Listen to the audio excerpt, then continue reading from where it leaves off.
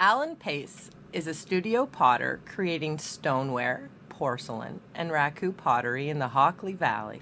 The province of Ontario gave gifts from Al's studio to Queen Elizabeth II and Pope John Paul on their visits to Canada. Some of his pottery incorporates a wilderness theme, inspired by his travels in the northern Canada. Al has explored all regions of Canada's northern wilderness, logging more than 20,000 river miles. Here in Headwaters country, he has been instrumental in founding the Headwaters Tourism Association, Headwaters Arts Festival, and Studio Tour. It is our privilege to have this creative Canadian adventurer joining us here at Art on Air. Just back from his recent journey to the north, Allan, welcome to Art on Air. Thank you. So can you give us a better idea about your work in the north? My wife, Lynn, and I guide wilderness canoe expeditions to the far north, Yukon, Northwest Territories, parts of Nunavut, taking Canadians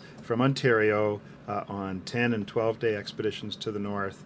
And we've been doing these projects for about 18 summers now, and it's a big part of our summer break from studio life in the Hockley Valley. So obviously your love for life shows in the success of your canoe company. How do the many adventures you take in northern Canada reveal itself in your pottery? It's a really good question. And, I always thought that my wilderness time was quite private and personal. My customers in my studio would often remark about how they saw wilderness energies in my work, and I would challenge them and say, no, you don't. But I think I understand more and more how when you're in a creative endeavor, your life experiences creep into your work in uncontrollable ways, and there is a connection there, and now I'm more and more aware of it, more conscious of it, and so I run with that a little more freely. And my recent work, say in the last 8 or 10 years, is much more connected now to my wilderness journeys, my experiences in the north, the people, the textures of the landscape, etc. Well, I noticed you had a show at the Canadian Canoe Museum in 2008, Legacy Wild, which combined your adventures with a show of your pottery. How were you inspired to create this show? Legacy Wild really represented a coming together of my two worlds, my wife and my two worlds of operating a busy studio and running these adventure travel expeditions in the north. And we really wanted to celebrate 30 years of canoeing in the Arctic, 30 years of being in a creative endeavor. And we approached the Canoe Museum, which we thought was a perfect venue. I was introduced to clay when I was a student at Lakefield College back in the 1970s, very close to Peterborough. So things started to come together. There were forces there at work. And so Legacy Wild really allowed those two worlds that we paddle and create in to collide, full force. And the backdrop of the canoes and the heritage of the canoes and the impact it's had on my life, the opportunities we've had in the north, created a really unique exhibition. The museum had never hosted an art exhibition of this nature. It turned out to be an enormous project, and the museum attracted a whole range of new clients. Lots of folks from the Orangeville and Caledon area came down to Peterborough for the first time, saw the museum, saw the collection, saw my work in a unique context. And it was also partly a show that was in memory of my dad, who had passed away the year before and was a great canoeer, great lover of wilderness tripping, and took me on my first canoe trip when I was 7 years old. Well, with the canoe being one of the 7 wonders of Canada, the Canadian Canoe Museum, which I myself have enjoyed touring, is a valuable piece of Canadian history. And how does your work keep this alive? I think more than anything, it helped people understand that when we spend time in the wilderness, it affects us in profound ways. So for me as a working artist, when I'm in the wilderness, I see things in nature that are inspiring, but I also experience feelings in nature that are very, very positive, very peaceful, sometimes very funny, sometimes very powerful, sometimes even scary, challenging if it's a dynamic rapid that we're about to run.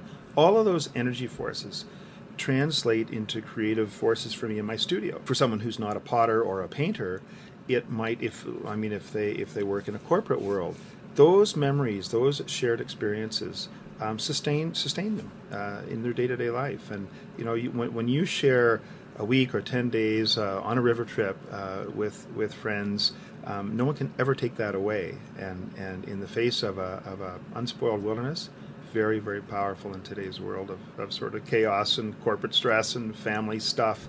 Those escapes to the wilderness are life-altering and long-lasting. And as most successful artists discover, the more you contribute, the more you achieve. You have made great contributions to tourism and the arts in the hills of Headwaters. What would you say have been some of the greatest challenges in creating such success for the community? I think the greatest challenge for the art community, it's sort of multi-pronged. There's first of all, I think the need for artists to believe and have more confidence in their work and pursue excellence, to completely commit to their craft. I think over the years, I've been working artist for 32 years, and I'm self-taught, so I don't have, an institution behind me or a fine art degree or any of that sort of thing to fall back on.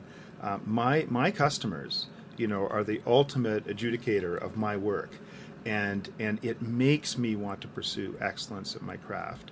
And so I have to be my own harshest critic, and my wife Lynn has to be my second harshest critic, and make sure that my work is always innovative, that it's cutting edge, that it's pushing down new barriers, trying new techniques. I think in my experience here in Headwaters country, I've seen lots of artists perhaps don't push those boundaries aggressively enough, and so their work becomes static and often undervalued, I think, in their own mind. And so for artists to absolutely embrace, the creative power within them and do the work, pursue the excellence, all of those things are important to move an artistic community forward.